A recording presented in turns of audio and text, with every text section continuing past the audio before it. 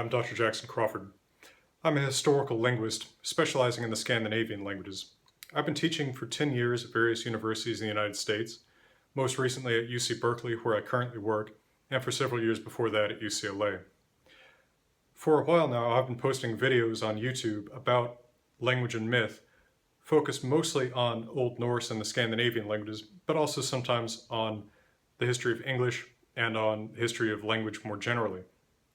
One question that I get asked is, as a general statement, how do we figure out that two languages are related? How do we say this language is more related to this language B than it is to this language C, even when there seem, maybe at first glance, to be more resemblances between A and C? Well, to start with, if we take any two human languages and look at every single word in each one, we're going to find a certain amount of coincidence. Everyone, more or less, is born with the same mouth structure, and so there are only so many possible syllables the human mouth can make.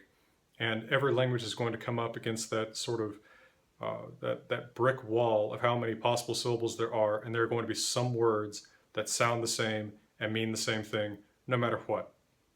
Some of that is just coincidence, some of it is onomatopoeia. Throughout the world, it's fairly common for words for mother to start with an M, but that's also one of the first sounds that a baby makes that sounds like a word, when it's smacking its lips. Same thing with p sounds, which are made with both lips, and those often become words for father.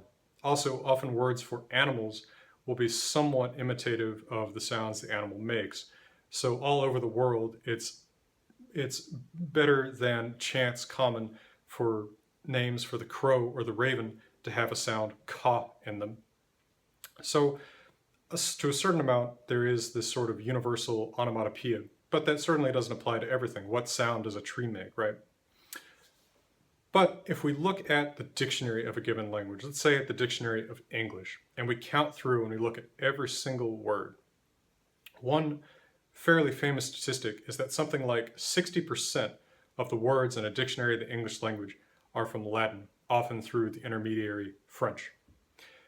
And so that has led to the common misconception that English is itself 60% Latin or French, or 60% a Romance language anyway. In fact, I've even heard it said that English is a Romance language because so much vocabulary comes from Latin.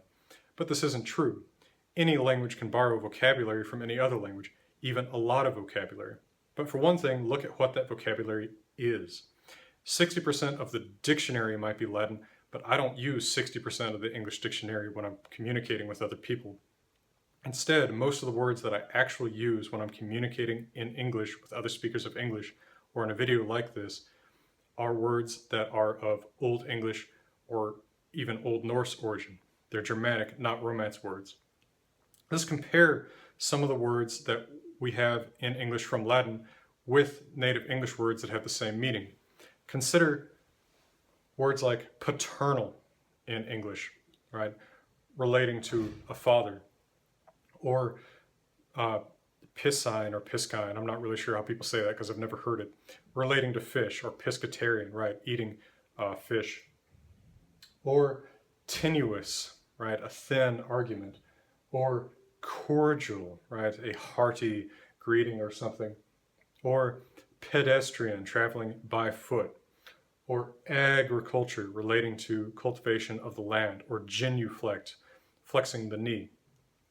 None of those words are really everyday words of communicating about everyday things, unless you're in specialized fields. But then look at the word that we use in English for the everyday equivalent of those meanings. Father, right, instead of something with a P like paternal. Fish, thin, heart, feet, foot, acre, knee. These are more everyday words, and these are more likely to give us a sense of what the language's actual affiliations are, because you're more likely to borrow vocabulary in a technical, limited sense. You're not as likely to borrow vocabulary for general, everyday things. So whenever we compare languages' vocabulary to get a sense of their relationship, we really want to focus on everyday words. That may include words that used to be more everyday. So for instance, a fair number of words in fields like agriculture and animal husbandry in English are actually native English words, even if most people in 2017 might not say those words very much, like acre, for instance. Also consider that when you borrow vocabulary from another language, you're not borrowing that language's structure. So for instance, I might walk into a room of my friends and address them all as my amigos. Amigo is a Spanish word that most English speakers, I think, understand to mean friend. Maybe I just like to mix it up and say amigos instead of friends sometimes. People will mostly understand me. And you could imagine a situation where amigo becomes a popular enough substitution for friend that in the future, amigo could even be the default word for friend in English, who knows? But when I borrow that word amigo and I call my friends my amigos, I'm not borrowing Spanish grammar when I say it. Consider that if I want to say I love you in English, I'm not going to say that with Spanish grammar. It's impossible for me to say, like, I love you, friend, something like that. If I wanted to say that with Spanish grammar, I don't need the word I in Spanish, and I would put the verb after the pronoun. I would say you love, and then I would have some ending on the word love to show that the subject is I. Right? In Spanish, I would say te amo, I love you. In English, I'm not going to say you lovo, right? I might say amigo, I might borrow that word, but I'm not going to borrow the Spanish grammar. Or consider the way that Spanish, a Romance language, expresses possession. In English, I can say the wing of the raven, or I can say the raven's wing. In Spanish, I have only one of those options. I can say la ala del cuervo, right? The wing of the raven, but I can't say el cuervo's ala. There's no possessive S in Spanish. The grammar is quite different from English. So the grammar also is a good hint, that structure is a good hint about how languages are related, because it's very unlikely that one language will borrow grammatical structural elements from another language. So when we find a language like the Scandinavian languages where S is a possessive suffix, where in Norwegian, for example, I could actually use S on raven, which is raven in Norwegian, to indicate raven's possessive, right? And raven's vinge, a raven's wing. That's a pretty good indication that this is a language that's more closely related to English because that structural similarity is there. Another thing to watch for is irregularities. Irregularities in language often preserve older regularities, right? Very rarely do children learn and add irregularities to their language. When a child learns a language, typically he or she actually tries to make it more regular. Children are more likely to say the gooses goed south at first before they learn that, oh, goose has a weird plural geese, go has a weird past tense went. Where irregularities do remain in a language and they're similar to irregularities in another language, that's an excellent sign that those languages are related, because those irregularities wouldn't crop up by chance and children wouldn't add them. They're probably fossils from an earlier time. So when you look at, say, Norwegian and you see the singular man, which means man, has the plural men, and you look at English and you see singular man, plural men, that's a pretty good sign those languages have a close relationship. Whereas if you look at a Romance language like Spanish, the word for man, hombre, has the plural hombres. So not the same irregularity at all. Consider also that as language changes, it changes in a regular process, or that the sounds change in regular ways. I'll give you an example. In the last 70 years, the sound hua has largely disappeared from American English and has merged with the sound wa. There are not very many younger speakers who say which, as in a lady spellcaster, and which, as in which one, differently. Most American speakers say which and which.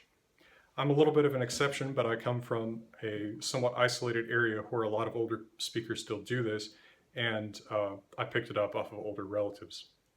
So I still say which versus which, but I'm fairly young to do that. Now, if you hear me say which one, you're not going to wonder how I say words like what, white, and whale. Those words have WH2, and so you're going to expect that I'm going to have the same sound as I have in that word which. You're not going to expect to hear me say like mutt and fight and kale. right? I'm not going to randomly replace this hua sound or the wa sound that you have with some random other sound. Everywhere that you have that W sound and the language still spells it WH, you're probably going to expect that I'm going to have that hua. All right, so language changes in a regular way. My huas remain huas, whereas most American English speakers' huas have become was. But they haven't just become something random like M in one word and F in another and S in another. So if we roll that back and we look at other languages still, and we see a regular alternation, any regularity like that, if I have a sound X in language A, I'm going to have sound Y in language B, is a very strong indication of a close relationship because it's unlikely that would arise by coincidence. So consider if I look at Norwegian nynorsk, everywhere that I have that hua sound that English spells a WH, Norwegian nynorsk has a KV. So what, white, whale is kva, kvit, kval. Going in further, if I look at Swedish, everywhere that I have that hua and Norwegian nynorsk has that kva, Swedish simply has a V. What, white, whale is vad, vit, val. So that kind of regular relationship or correspondence between sounds in this set of languages shows that English, Norwegian, and Swedish share a fairly close common ancestor, because a relationship like that, especially between very common words like what, basic color terms, fairly basic animal for a fishing culture like a whale, this shows that these languages are related not by coincidence, not by borrowing, but genetically. This is the same language that's split into some sister or cousin languages. Now, if we go even further back, if we go beyond the most closely related languages to English, like other Scandinavian languages like Scandinavian, other Germanic languages like Scandinavian, and I have a video, by the way, about how Old Norse developed in stages, which sort of talks about English too, and I have a video about the further back set of languages that English and Scandinavian and the Germanic languages belong to, which is the Indo-European family. If we look all the way back at Indo-European and then some of the relatives of English on the Indo-European family tree, we see more of these regular alternations, sometimes very surprisingly, strikingly regular.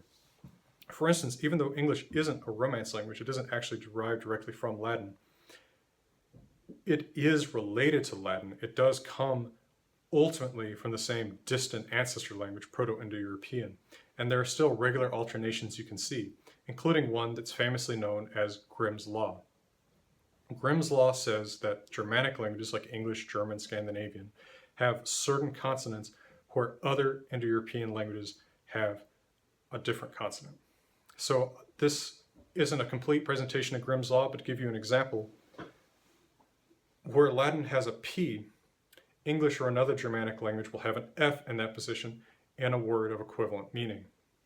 So for instance, Latin pater, which we borrow in English into words like paternal, is cognate with, it is descended from the same word as English father. But by Grimm's Law, the P in Latin is equivalent to an F in English. In the ancestor language in Proto-Indo-European, this was probably also a P. And it's turned out as a P in Latin, but that P is turned into an F in most positions in the Germanic languages.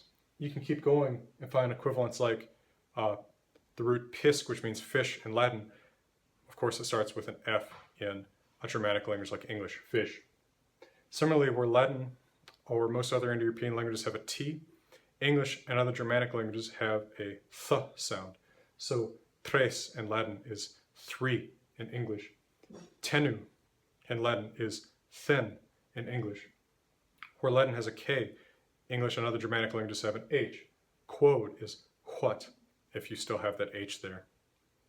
The root cord in heart is heart in English, k versus h. Where Latin and other Indo-European languages have D, English has T. Latin duo is from the same ancestor as English two. The Latin root ped for foot is from the same ancestor as English foot or feet. Where Latin and other Indo-European languages have a G, you regularly find K in that same position in equivalent words in English and other Germanic languages. Ager versus acre, genu versus ni. This K represents a sound that was once pronounced, and in some Germanic languages, including Icelandic, there's still a consonant there.